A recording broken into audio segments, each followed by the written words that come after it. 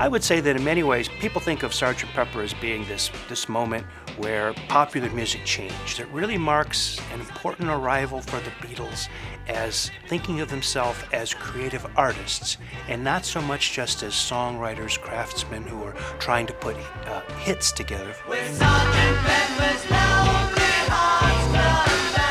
They made it clear that making a record is not the same thing as capturing a performance. And so the emphasis on recording, the emphasis on technology, the emphasis on seriousness of purpose, the emphasis on lyrics that really sort of try to say something interesting. I read the news today, oh boy. 4,000 holes in Blackburn, Lancashire.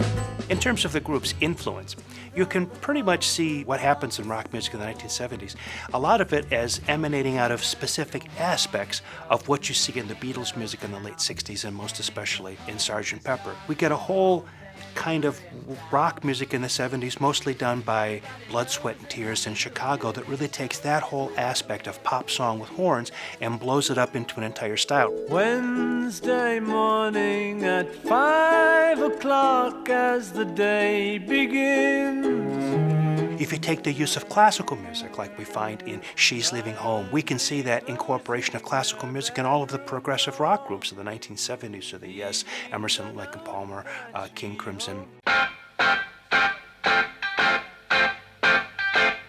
It's getting better all the time. Some people think of Sgt. Pepper as being the first concept album. John Lennon famously said all of his songs could have appeared on Revolver, the album before, or Magical Mystery Tour of the White Album after. He cared nothing about this Sgt. Pepper idea, which was mostly Paul's.